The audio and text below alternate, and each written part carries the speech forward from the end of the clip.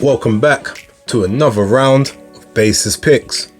Now this is actually going to be a very quick one because over the weekend, as you know, you've got the Boxer Fight Night card on at the OVO Arena in Wembley. I said a couple weeks back, I don't know why they booked that arena out for this Adam Azim fight. He's not big enough to fill a 13,000 seat arena, and from what I can tell, they haven't even let you look and pick the seats that you want to choose for the event. Now I'm going with a couple of friends of mine tomorrow, just because they want to go out and experience an event. One of them's never been to a boxing event before. They wanted to go. Tickets was cheap enough, so I said, all right, cool, let's do it. All of a sudden, there's a lot of sections that are now no longer in operation, or the price has been moved from one section to another, so it looks like you can get closer and closer to the ring for a much cheaper price than before. If I'm honest, I'm not expecting to see more than maybe 2,000 people in attendance. But that being said, that's not going to destroy or disturb my enjoyment of the event. I'm going, there's a few people I'm interested in seeing. Hopefully I might even be able to catch a couple quick interviews with some afterwards if I'm allowed. We'll see how it goes. Either way, there is not a huge amount on here that I know. There's only 2 fights that I could even give you any sort of comprehensive or even vague understanding of who they are, and that's Zach Chelli and Anthony Sims, and Tyler Denny and Brad Pauls. Outside of that, I literally don't know any of the others, so I'm gonna go on vibes pretty much. So okay, let's start. Jordan Reynolds against Mohammed Sharif Benchadi. I'm gonna pick Jordan Reynolds. He seems to be the house fighter. It makes most amount of sense that he is the person that they're looking to push. Obviously it's a showcase fight, so I'm expecting him to do the business. Ali Reza Gheddairi, or Reza Ali, versus Hector Lozano. Okay, Reza Ali. Right, Hassan Azim. Right, I think Hassan Azim is gonna win this fight against Abdullah Luanja, and I think he will actually get stoppage on this one because Luanja will probably try to stay at closer range, maybe even grab and hold on at points, which will allow Hassan to unload fairly heavy shots, which he does have. Jamie TKV and Harry Armstrong. I'm going to assume it's Jamie TKV. I know he's trained by Ben Davison and someone else, and from what I've heard, I think they rate him higher than people like Fraser Clark and what's my guy's name? British champion, what is his name? Fabio Wardley. So yeah, I'm going to assume Jamie TKV to win that. Let's say stoppage. I think that's accurate. Right, Vidal Riley versus Anish Taj. Now, I don't know Anish Taj, but I do know Vidal Riley. Very decent amateur, especially UK scene. Remember, holds wins over Daniel Dubois, and I think he also has a win over Jordan Thompson in the amateurs as well. Don't quote me on that one though. So I expect him to get Anish Taj out of here. Now he says he expects to do it inside 4 rounds. What is this? I think this is a 6. Is this an 8 rounder? It's a 6 or 8 rounder. So I'm gonna say 3 to 5. I reckon maybe by the 5th round it'll get called off. Right, now into a fight that I actually know a little bit about. Okay, so Zach Chelli versus Anthony Sims. Now, Anthony Sims started off his professional career at 175 pounds, and he believed that that's the weight he was going to go and take over. It was actually Eddie Hearn that said, no, you need to kind of be fighting at 168. You're way too small for 175. So he went down to 168, had quite a bit of success there. Now, from what I'm hearing, he's starting to move down to 160. which would definitely show you he was way too small for light heavyweight. But he's taken this fight at 168 against Zach Chelli. Now Zach Chelli is the English super middleweight champ. Long and short of it, Zach Chelli, the one good thing about him is he's going to come to fight. He's not going to back down, and he's going to look to sort of sit and, you know, he's going to look to get within range and land big shots. He's not particularly a power puncher. I mean, he's got a punch enough that it will hurt if he catches you, and there is a chance that you can get stunned or get buzzed by his shots. But he's very sort of predictable. It is textbook up and down range, one jab, jab, jab, 1, 2. Like he's sort of almost very telegraphed in some of his approach, but because he's methodical and he's got a very good engine, like he is able to normally get the best of the majority of, you know, opponents that aren't way above his level. In this particular instance, I do think Anthony Sims is way above his level, even at 168, even at 160, being the smaller guy, with Zach Chelli obviously having competed at 175 before, but so was Sims. He's got 20 knockouts for a reason.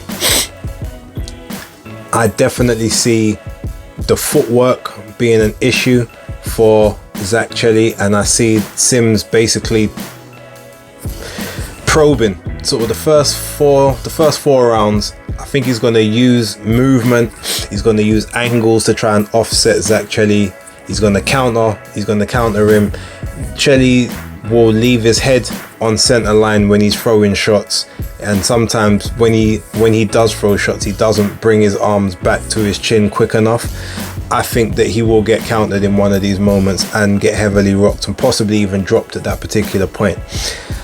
I do see it going several more rounds after that, because Chelli does have heart and he's not just gonna be overawed and sort of be outmuscled and outgunned, but I just feel like he's going to get picked off to a point where by the time it gets to the 7th or the 8th round, the fight will be over. Whether that is a cold like knockout on the floor, a ref stoppage, the corner throwing in the towel, him maybe taking a count and getting up a bit too late. I can see him actually getting taken out in this one.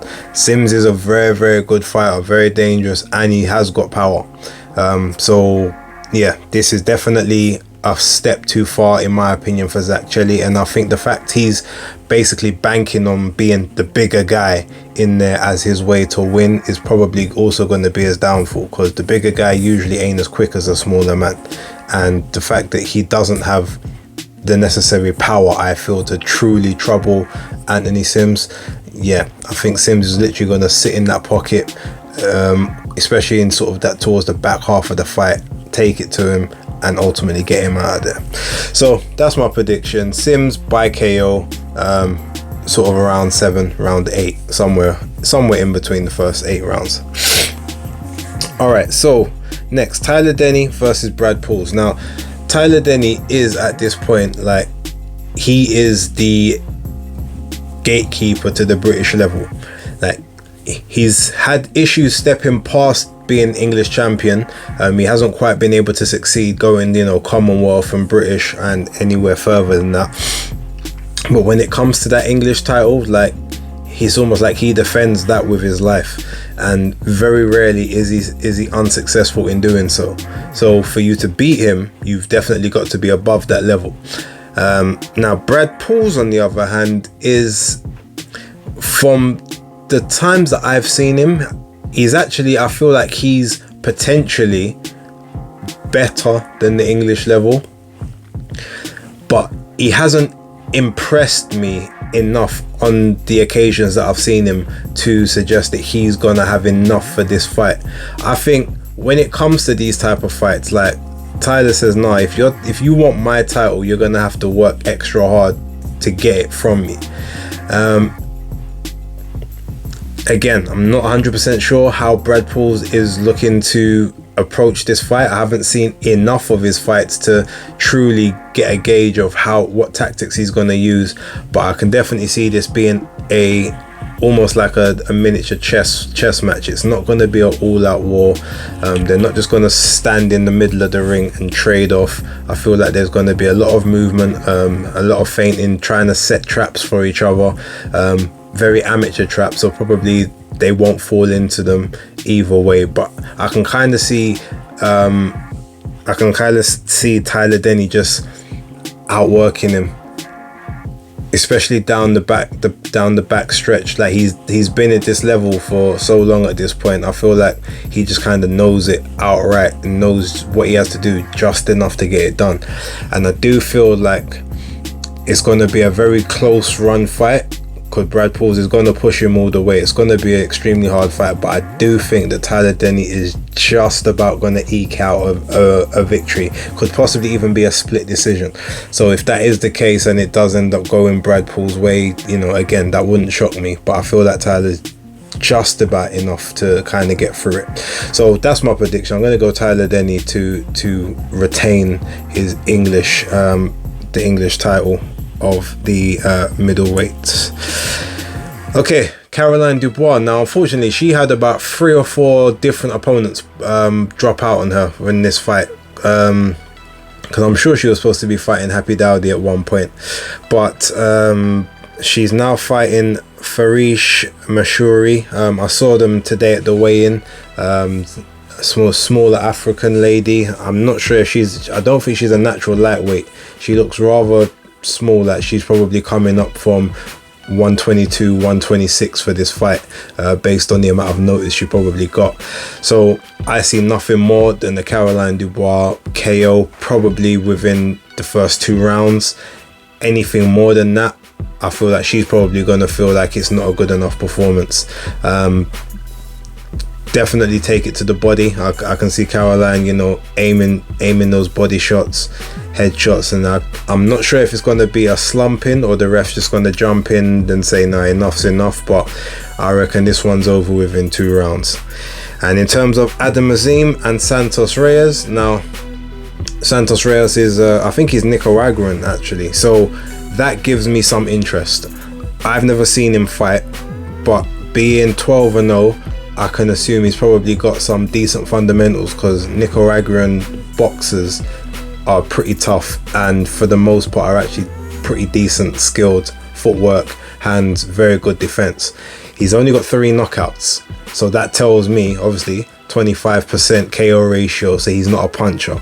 So Adam, I'm going to assume, is not going to fear his power, which means that to me he's probably going to go full steam ahead, not worry too much about what's coming back. Obviously you don't want to take shots for the sake of it, but I don't think he's going to necessarily be too worried about that. So ultimately I think he's going to go full steam ahead. He's going to be aiming for those power shots, and the fact that Santos is not from the UK, he's probably not watched a lot of tape on Adam Azim, so I don't think he's going to be on his bike for the entire duration of the fight either. So I do see Adam Azim getting his 7th KO in 8 fights tomorrow, and yeah, on to the next one. I will be very interested to see how much people are in attendance for this event. And again, to me it was a big mistake putting it in the OVO. I just know that the place is not sold.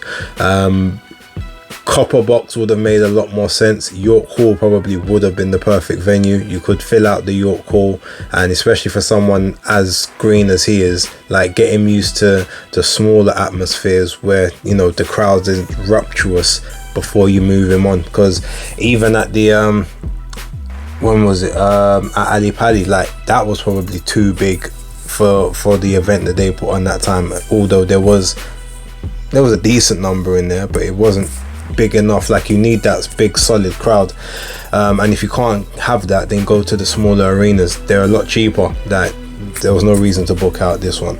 Anyway, look, that's neither here nor there. Maybe I'll address that in another video, maybe a video after the show on the weekend wrap, who knows. But for right now, thank you very much for watching. Our vibes dip, so we'll see how we get on, but that's Basis Picks. Locked.